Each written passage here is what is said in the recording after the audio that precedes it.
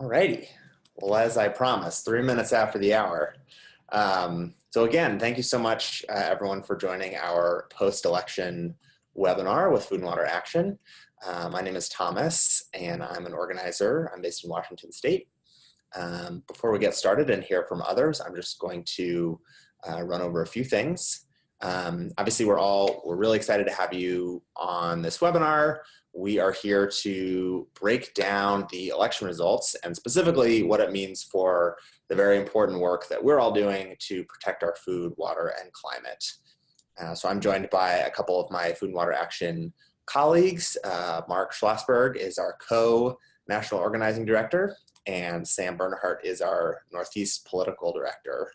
And then we're also very lucky to be joined by New York State Senator-elect Jen Metzger, who Sam will give a more proper introduction to in just a moment. But a couple kind of housekeeping things. I'll just go over the agenda really quickly. So after this, I'll turn it over to Sam. He'll introduce Jen. We'll hear from her about the campaign and what it means in New York. And then Mark is going to give us kind of a 30,000 foot big picture perspective on the election results and a few key results that will impact our work. We'll hear from Sam about some really important victories in New York and Pennsylvania and what it means for our work there. And then, like I said, we'll have time for a few questions and go over all the ways to get involved. So a couple Zoom reminders. Everyone will be muted for the duration of this call, but we still really want to hear from you. So like I said, if you are on a computer, you should have a Q&A button towards the bottom of your screen. You can put a question in there. We won't be able to get to all of them during the call, but we'll try to kind of aggregate and take the ones that we can. If you are not on a computer, you can shoot us an email at any point, and we will get back to you either during the call or afterwards. The email is help, H-E-L-P, at fwaction.org. So that's HELP at FWACTION.org. And again, any questions you have during the call, you can send to that email. And if we aren't able to get to it before the end of the hour, we'll reply as soon as we can. So I think that's it for our intros. So Sam, do you want to introduce Jen? All right, thanks, Thomas. Hey all, this is Sam Bernhardt. I'm the Northeast political manager. So in New York, Democrats picked up 8 seats in the state Senate, taking control of the chamber. And with control now of the state assembly and the state Senate, as well as the governorship, real progressive change on climate is possible. Senator-elect Jen Metzger isn't just another vote for the Democrats, she is a leader of the climate movement. Food and Water Watch has worked with Jen for years. Jen was a leading voice in the successful campaign to ban fracking in New York. She also organized municipalities in her region to oppose the Pilgrim Pipeline. And as the director of Citizens for Local Power, Jen has worked with communities in the mid-Hudson Valley to move them towards 100% renewable energy. We're really excited to have Senator-elect Jen Metzger getting the whole state of New York to 100% renewable energy this coming legislative session. And we're excited to have Jen joining us tonight. Without further ado, Jen. And yeah, I am so thrilled to be here. And yes, this was a huge victory for us in New York. And, you know, I have to say, you know, the state Senate, just as background in New York State, has been in Republican control forever. There were some very brief flirtations with Democratic control, but really it has not, they haven't had a real majority, I think, since the year I was born, 1965, a long, long time. And basically a lot of good legislation, including, you know, legislation on climate and energy issues, on fracking, moratoria, it has all been killed by the bills have been passed in the democratically held assembly over the years and then killed in committee and Republican-controlled committees in the Senate. So this is a huge opportunity for us in New York, and it couldn't come, of course, at a better time, given the really dire report, the most recent report of the International Panel on Climate Change. We have to get moving, and of course, we're going so backwards at the federal level. So much really depends on states now to move forward. So I'm really looking forward to getting to work on that. I wanted to just say a few words about my campaign, because the work is not over. We have to win many races, including local races are important too, local government races all the way on up. But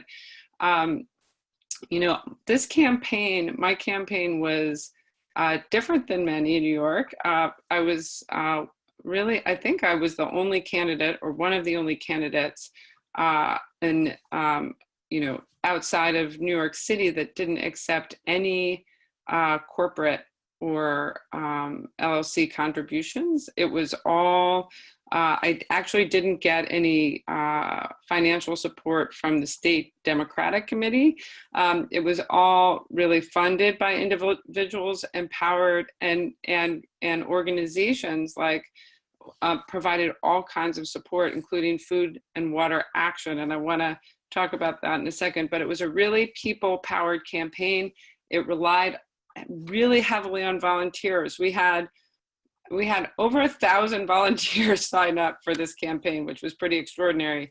But we had a lot of people canvassing, and now I learned about Food and Water Action afterwards because they couldn't coordinate with our campaign. But I just happened to, one of your canvassers turns out was the son, he's in college at SUNY New Paltz, was one of your canvassers, and I got to talk with him after the election about the canvassing that he did for Food and Water Action. And I think this was a really perfect example. He went out and went to dorm room after dorm room after dorm room, talking to college students about the importance of the election and the importance of voting all the way down ballot, the importance not just of congressional races, but of state races.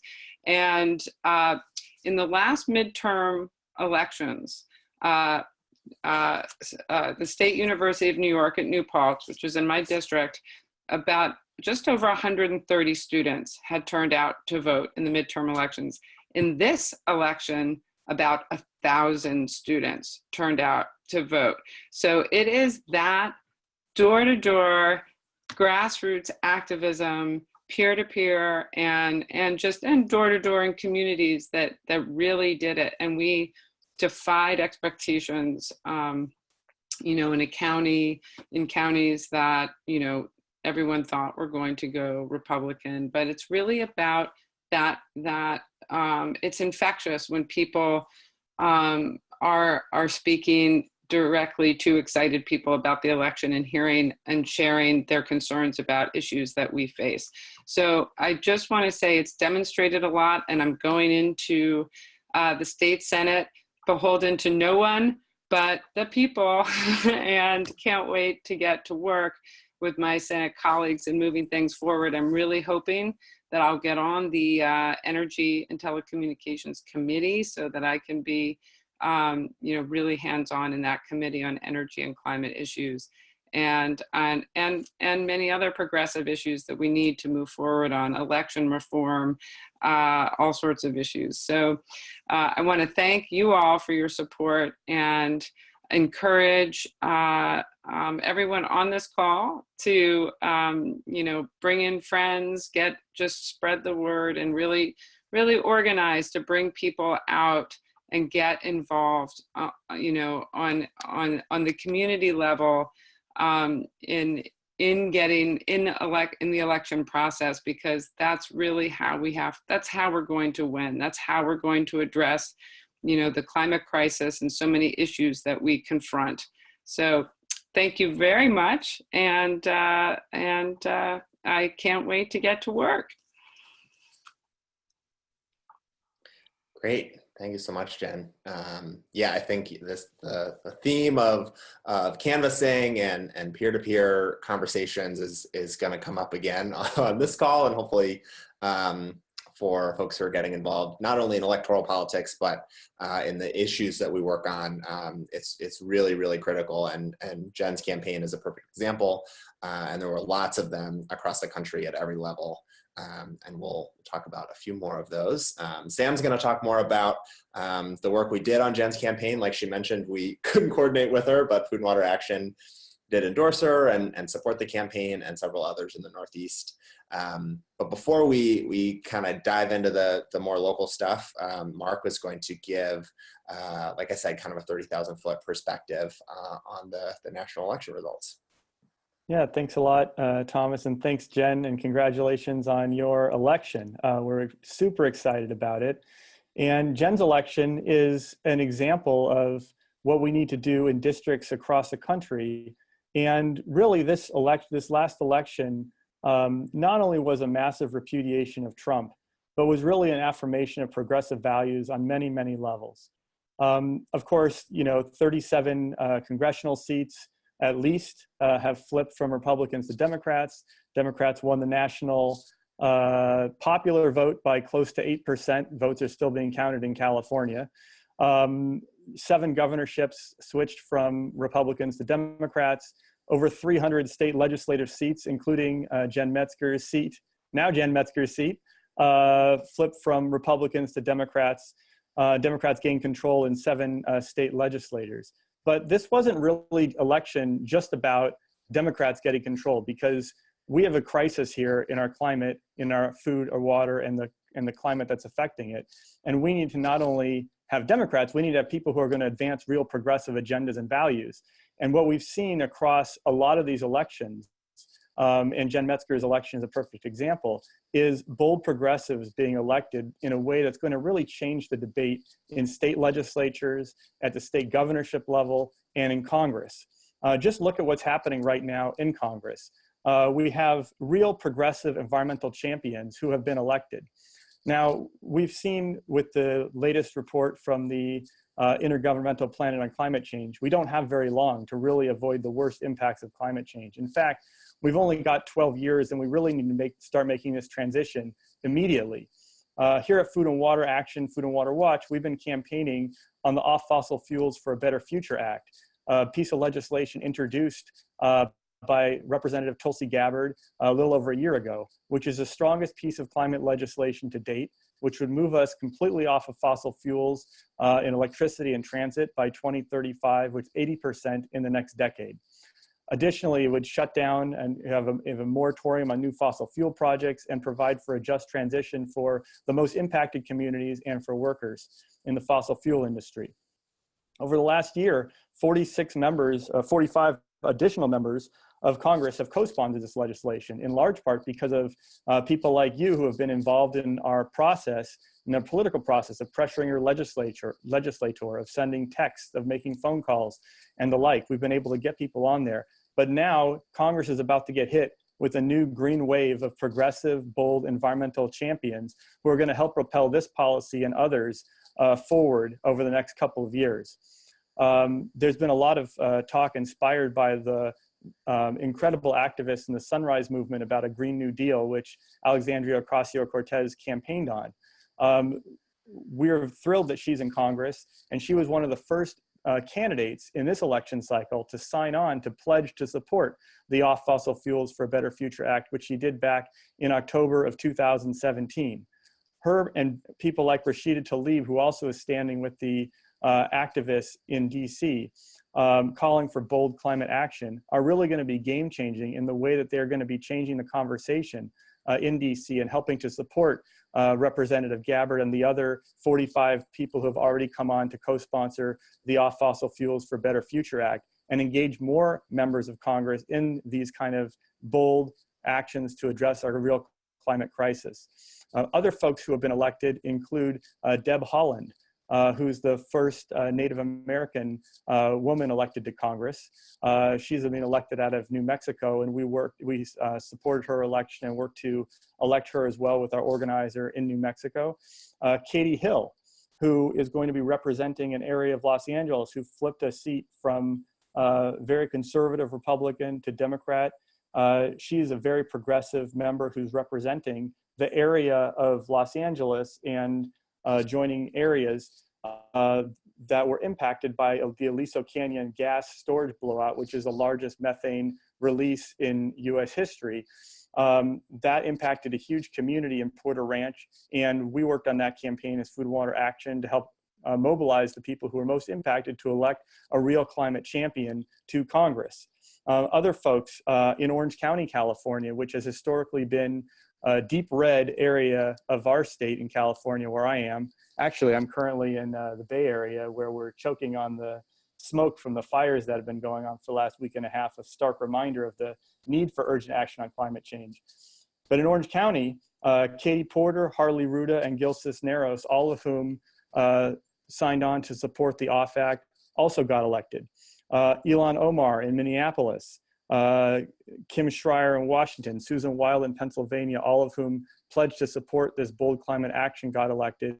And I would be remiss in not mentioning Debbie Murkisel-Powell, who defeated Representative Curbelo in Florida, is a very significant win for anybody who cares about bold action on climate, because Curbelo was the co-chair of the so-called Climate Solutions Caucus, which really served to provide cover for Republican climate deniers and moderates who didn't want to take any real action on climate to appear that they're doing something on climate when in fact they're doing nothing. So, and she's also pledged to support the Off Fossil Fuels for a Better Future Act.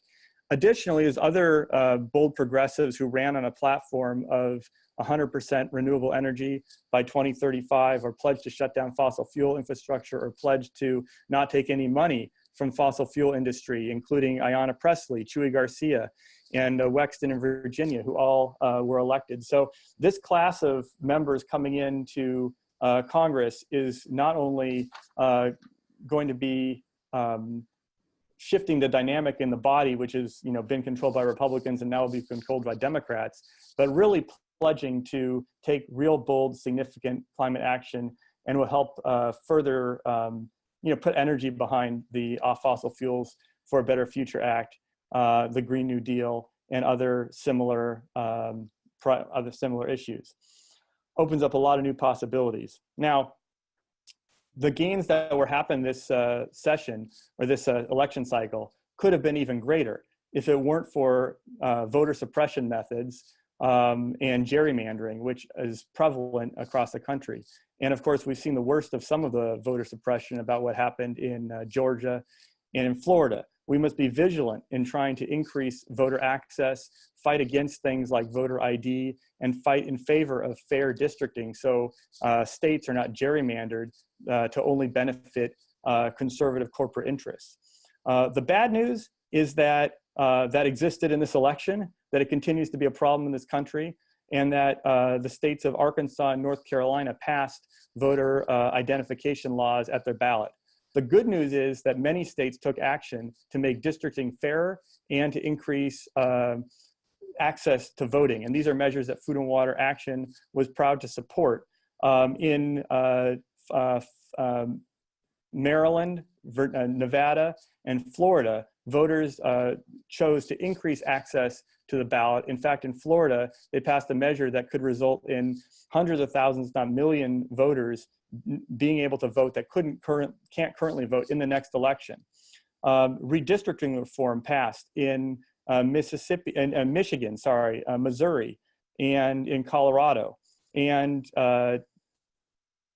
Democratic pickups in state legislatures and governorships also mean that redistricting that's going to happen in a couple of years will be more fair and will result in districts that are more fair, which means that there'll be more people going to Congress that are reflective of the communities that they represent, that they live in, and that will mean more progressives going to Congress. At the ballot, I'll just finish talking about the ballot measures and talk about the governor and state legislatures very quickly.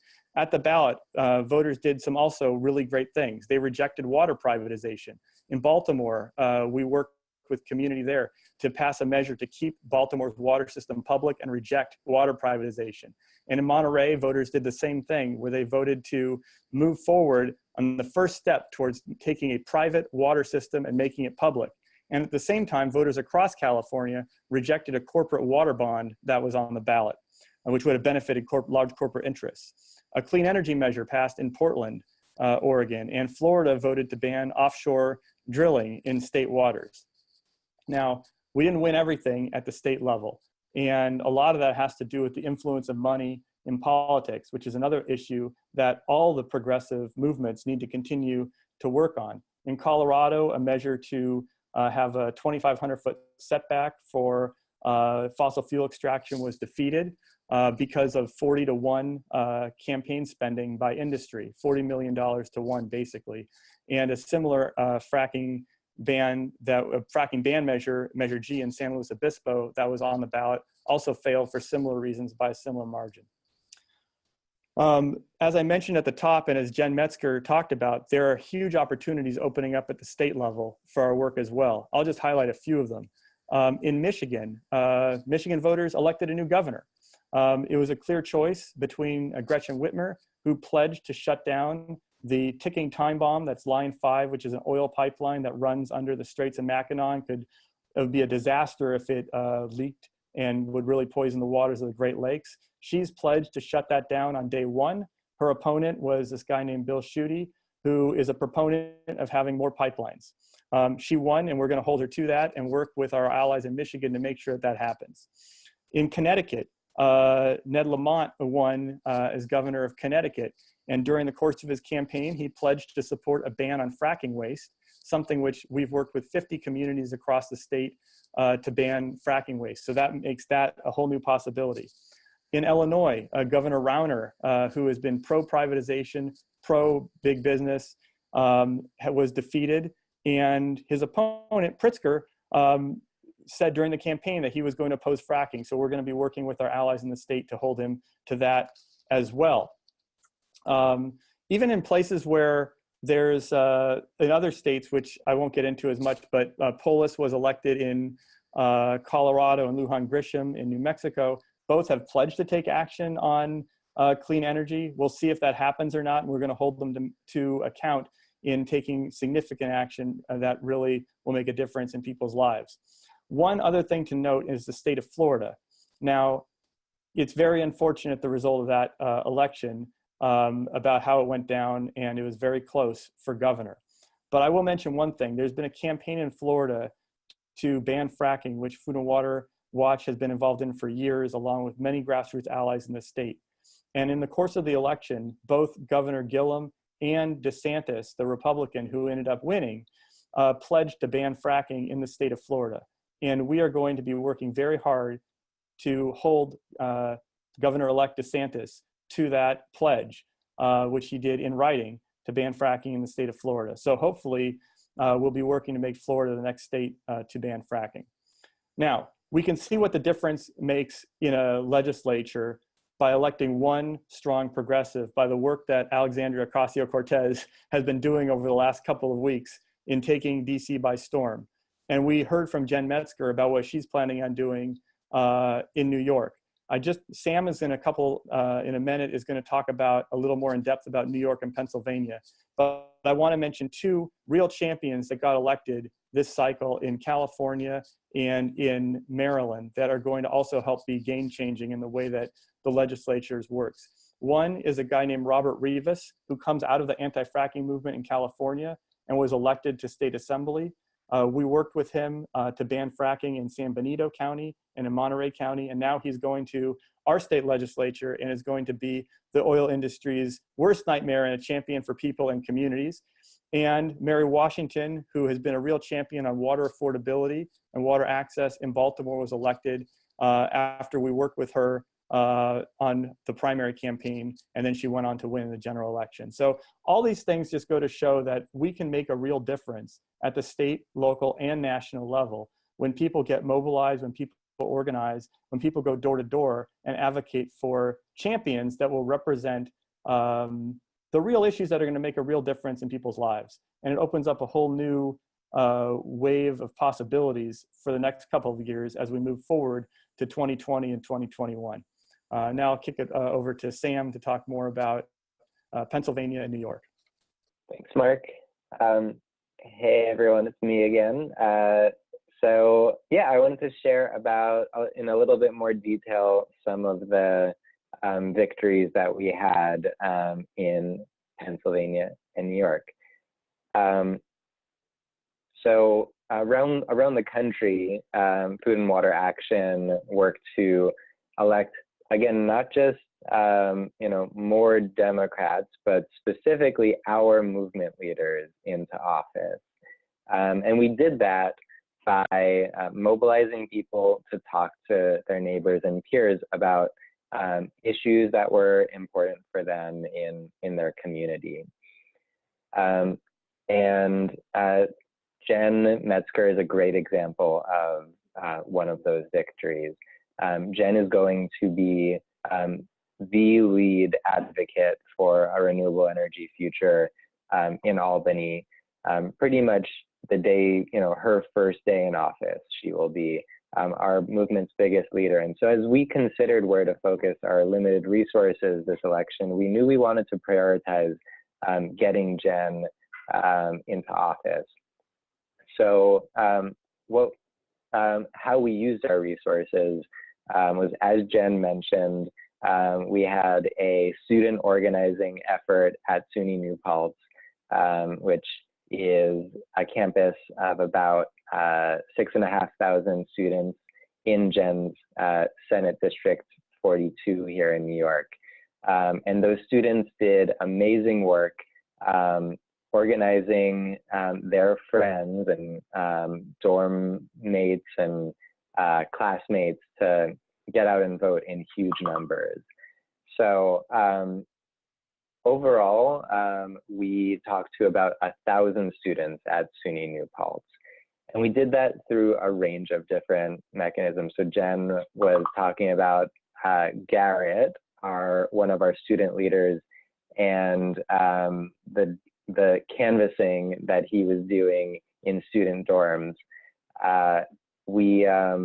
We called that dorm storming, and we had tons and tons, hundreds of conversations by having students just sort of go through all their dorms and talk to other students. We also did a ton of peer-to-peer texting, reaching out to students to remind them to vote. And we used new tools like relational organizing tools, which allowed students who we were working with to talk to their friends, have conversations about the election, and then actually report back to us the result of that conversation so that we could be tracking how close we were to hitting our total goal. So all in all, yeah, we had about 1,000 students commit to vote for Jen, and we had record turnout at SUNY New Paltz. So from here in New York, we're gonna work with Jen and other newly elected progressives to get New York to 100% renewable energy as quickly as possible. We also had some big wins in Pennsylvania, and the one story I wanted to share is Danielle Friel-Aden, leader of the anti-pipeline movement in Pennsylvania, who won her race for state representative in resounding fashion. So we met Danielle about 18 months ago after Energy Transfer Partners despoiled the well water of some of her neighbors as a result of construction of the dangerous Mariner East 2 pipeline. Folks may have heard of this pipeline. It's incredibly dangerous. It runs from just outside Pittsburgh to essentially the Delaware River outside of Philadelphia, and it would carry natural gas liquids, which are extremely explosive materials that are one of the materials that come up from fracking. And so, as I mentioned, as a part of their construction of the pipeline, Energy Transfer Partners punctured the aquifer in Danielle's community. And Food and Water Watch worked with Danielle and other community leaders to start organizing in her community. And when we found that her local elected officials were not going to be responsive and were not going to stand up for the community against the pipeline, Food and Water Action worked to organize people in the community to get out and vote for candidates for local office who were committed to protecting the community from the pipeline. It was on that campaign that Danielle knocked on her first door ever, and it was the first of many, because after we won that election, Danielle decided to run for state office, and she wound up running an amazing campaign. Her campaign knocked on more doors than any other race for state house in the entire state.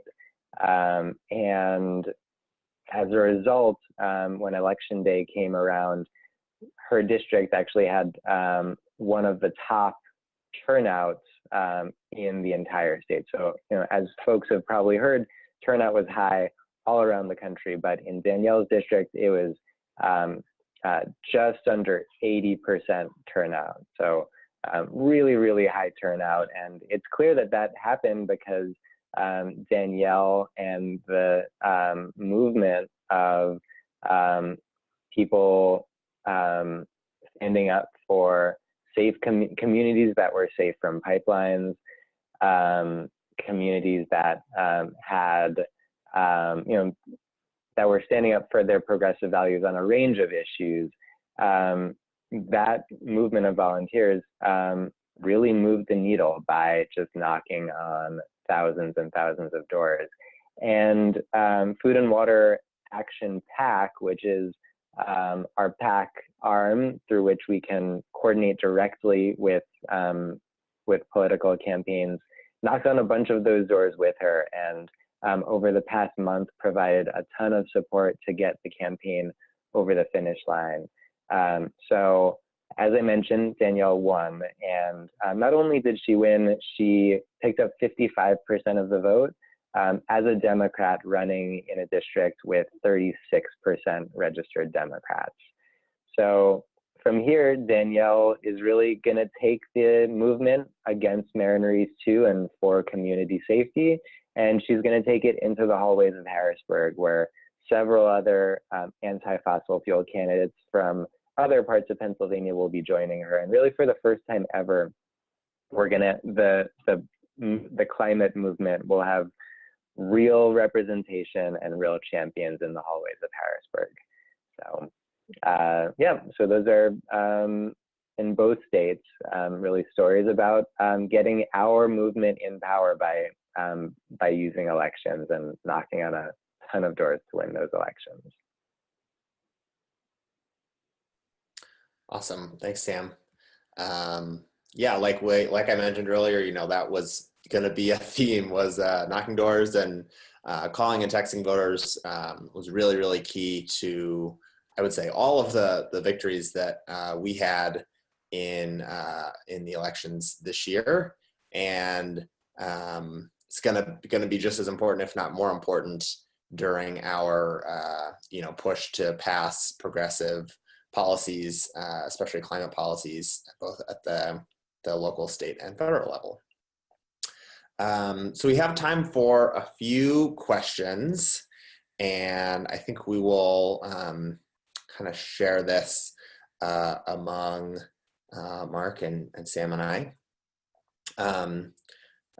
Maybe first one, sort of broad, is from Sharon. And she's wondering about the most effective and quickest response to addressing climate change, like how to make climate change an issue and a priority, and pass the policies that we need, like I said, both at the local, state, and federal level. Mark, do you want to start with this? Maybe just talk about our theory of change? Sure. I will start and then kick it over to whoever wants to jump in. Look, I mean, we don't have, I mentioned at the top, science tells us that we don't have a lot of time to really address climate change in a meaningful way. And unlike political actors, you cannot negotiate with science. It's by definition, it is what's going to happen. So we really do need to push forward these really bold programs and policies. and we need to do it now. Now, I think that poses a big challenge because for many people, I think, view it as something that's far off in the future, and maybe something that's too big or complicated to address. I think there's two things that are really helping us turn the corner on that. And in terms of those two things, number one, people have been impacted more and more by climate change, from the hurricanes to the floods. I'm here in the San Francisco Bay Area. We've got millions of people that have been breathing in, hazardous air for the last, week and a half, in addition to people who have lost their homes and been killed from these fires that are supercharged by climate change. And this is something that is more and more happening. And as it's happening, I think people are more and more recognizing that its impacts are real, and are having a real impact on people. I think that is combining with a recognition in the science that's coming more and more into the fore, and also a new wave of political actors who are willing to take on and speak the truth about what needs to happen about these to address climate. When we stood with Representative Gabbard last year to introduce the OFF Act, she was joined by us and our allies were joined by 4 co-sponsors. Now there's over 450 organizations that have signed on to support moving off of fossil fuels by 2035 at the latest. There's 46 members of Congress that are on that bill. There's like a dozen members who have pledged to do that if they're elected. And now you've got, Alexandria Ocasio-Cortez talking about a Green New Deal. You've got lots of mobilization happening at different places around this bold vision for transforming our energy economy and doing it on pace with what science tells us needs to happen. Ultimately, people get involved in campaigns because they see that it's going to impact their lives. And I think people are seeing that climate change is impacting their lives. And I also think there's a confluence between people who are being impacted by climate change and people who are being impacted by the oil and gas industry, by pipelines that are crisscrossing our country and ramming through people's communities like Sam talked about. And I think all is kind of coming together with the recognition that a movement to transform our energy economy will also bring jobs for people. It's going to be energizing for the economy, and it's going to be energizing for our environment, and very important for moving us in a positive way. So I'll kick it over to Sam or Thomas, see if anybody else has anything else to mention on that. But I think that's what I draw hope from. And I think the way to get involved is by going door to door, talking neighborhood to neighborhood, making phone calls to people, sending text messages and the like. This is Sam. I think the one thing to reiterate from what Mark said is, as with any organizing, to build our movement, we really need to meet people where they are. So in Pennsylvania, where people live near the Mariner East 2 pipeline, we talk to them about the Mariner East 2 pipeline. In New York, where people live near the CPV power plant, we talk to them about the CPV power plant. So just every aspect of the climate issue, which, as we all know, is an all-encompassing issue, we need to make sure to speak to the part of that big issue that speaks to people's everyday lives. Yeah, absolutely. And I think Sam's experience in the races he mentioned in New York and Pennsylvania really speaks to the impact that we can have when we speak to those issues, especially in an electoral context, and turn out people to vote that maybe don't usually vote, or maybe usually vote for a different party. It can be incredibly powerful to connect the kind of issue work we do with the electoral work that Food and Water Action was involved in. Let me see if we've got some other questions. Yeah, we've gotten a couple questions about the OFF Act, and also about sort of the leadership in Congress, both incoming leaders and existing leaders within the Democratic Party. So Mark, you maybe want to talk about, first of all, what the OFF Act is for folks who haven't been reading every one of the emails we've sent out, and why it's important, and then what our plan is over the next couple of months. Yeah, the Off Fossil Fuels for a Better Future Act, otherwise known as the OFF Act, is the strongest piece of climate legislation ever been introduced in Congress. It was introduced last year by Congresswoman Tulsi Gabbard, and it now has 46 co-sponsors. And what it does in essence is it provides a roadmap for moving the United States to 100% renewable energy by 2035 in electricity and transit, and 80% in the next decade. It also places a moratorium on new fossil fuel projects and provides for a just transition for impacted communities and for workers in the fossil fuel industry. So it really does provide the roadmap to moving from a fossil fuel-based economy to a renewable energy-based economy, defining renewable energy in a way that really only includes clean renewable energy like solar and wind. Now, getting a piece of legislation or vision that is that bold and ambitious passed through Congress in this day, some people would say, defies political reality. But we've never been about doing what other people say is politically realistic. Our goal is to change the political reality so that we can pass this type of legislation, which is necessary for our survival. We know we can do big things even when people tell us they're impossible, because together we were able to ban fracking in New York with our allies at a time when people were saying we should talk about regulations about how to regulate fracking. And we know from history that big things are possible when people have a big vision and organize their communities towards that vision. So our strategy for dealing with the House leadership and the structure of the Congress is to go community by community and to organize in support of this bold vision. And going, each member of Congress has to get elected every 2 years, and they're accountable to the people that are in their district.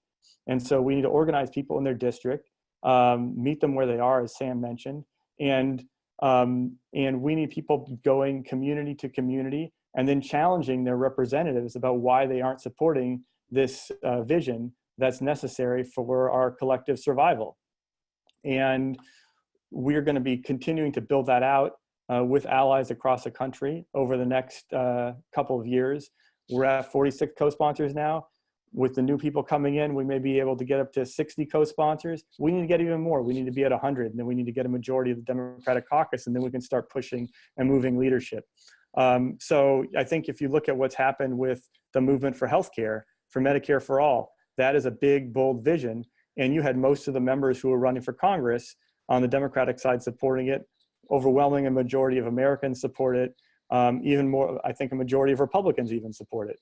So that's the kind of direction that we need to go as a climate movement, is we need to move away from talking about half measures and solutions that aren't going to get us there. Talk about what the big, bold vision that will actually address the climate crisis and protect communities is, and then organize to hold our elected officials accountable to that. Yeah, and I'll just add, Mark's point about organizing community by community is really key. I think one thing that we saw in this last couple of years is people start to focus a lot more on their representatives in Congress. And like Mark pointed out, this is something we've focused on all along, is how we've won a lot of our, victories at the state and local level, is by organizing the people that vote for particular elected officials to put pressure on those people. And the more we can engage people in that way, the better shot we have, whether it's, in their district or making a phone call. I'm sure we've all been getting asked to call Congress, but that really is an incredibly powerful thing to do. And it's even more powerful when we are encouraging lots more people to do it. So that I'm going to use as a segue to our kind of get involved portion of the call. For folks who weren't able to get to questions, I'm sorry. We tried to kind of pick a few broad themes. Again, if you have something that you want us to address and you haven't already, please just send us an email, help@fwaction.org. I'll say that a couple times again before the end of the call. But please shoot us a note. We want to hear from you. So as Sam and Mark and Jen mentioned, the really important component of not only the electoral victories where we helped elect champions like Jen Metzger, but also our issue campaigns, whether it's banning fracking, pushing for 100% renewables, protecting our food and water from corporate control. This will all come down to building long-term political power that can both apply pressure to and hold elected officials accountable, or in the couple cases that we mentioned on this call, actually replace sitting elected officials with people who have our interests in mind. So the key to doing that is organizing, and a lot of you I know are active in the ongoing organizing that we do. Tyler, if you want to put the poll up now, I will sort of explain what you do. So for folks who are on a computer, you should have just gotten a poll that came up. We have a few simple ways. There are lots of ways to get involved, but a few simple ways that you can get involved where you live. So I see some people already answering, but we have teams of, we call them central volunteers, that either make phone calls or send text messages from home. And we have this available every single day of the week. A lot of people send text messages. We also need lots of people to make phone calls. And this is important. You heard about not just getting out the vote. You heard about knocking on doors, calling people, sending texts to get out the vote. It's critically important. We can do the same thing to put pressure on elected officials. We can text people in specific districts and ask them to make a phone call or send a message directly to their elected officials. We can do the same thing with a phone call. We can even transfer people on the phone directly to their member of Congress or their state legislator's office. And it's a really important way to reach more people, to reach new people, and give them a specific way to take action. So if you have a couple hours a week, even 30 minutes or an hour a week, making phone calls or sending text messages, there's always plenty to do. We're working on a range of campaigns, and we could really use your help. We've got great trainings, all the materials you need, and like I said, we do it every single day of the week. So if you can make phone calls or send texts, those are two easy options. Other thing we have on there is meeting with your member of Congress about the OFAC. So like Mark said, there's gonna be by some name or another, a piece of bold climate legislation at the federal level that we really think will be critical to organize around, to build pressure on sitting members of Congress to support that legislation and the policies that are in that legislation. So if you can take the time to try to meet with your representative or your representative's office, do some work on the ground, gathering petitions, talking to other organizations in your area. That's the kind of work that we try to do in as many districts as we can, but aren't able to be everywhere with our staff. And so it's really up to volunteers like you to make that happen.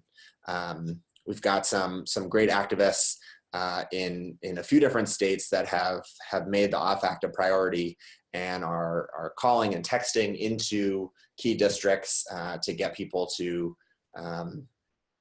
make a phone call or send a message to their member of Congress. But we need people on the ground in places too. Everybody's got a representative, and if you can go and meet with them, that would be great. Obviously, there are many more ways to get involved. If you have a particular campaign, particular issue, or a particular idea, again, please just email us at help@fwaction.org. I should say, if you are on the phone and you don't have this poll in front of you, please email us at that address too, help@fwaction.org. If you want to say, I can make phone calls, or I can send text messages, or I can meet with my member of Congress, just shoot us a note and we will be in touch. Great. Well, thank you to folks who signed up to do something. We will be in touch with you. Like I said, we've got materials for all of these things, and it's a great way to get involved, and we really appreciate your support. I think that is it for for this evening. I wanna thank Mark and Sam and Tyler, who's kind of moderating the back end, and of course Jen Metzger. We have a lot of really important work to do. Mark and Sam highlighted some ongoing campaigns in addition to the victories that we had during this past election cycle. But clearly there's a lot more work to do. But we are able to accomplish a lot by working together, by working in our communities, and by building political power. So thank you all. Again, last plug, any questions or interest in getting involved, email help@fwaction.org, and we will be in touch. I should say, for those who sign up to volunteer, and to the rest of you as well, we will send a follow-up email with the resources and kind of the next steps to get involved. Any parting thoughts, Mark or Sam or Tyler, before we say goodnight? No, just thanks everybody for joining, and we've got a lot of work to do, so let's get to it. Great.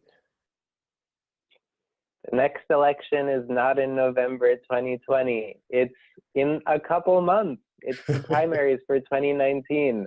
So we need your help, not in 2 years, but right now.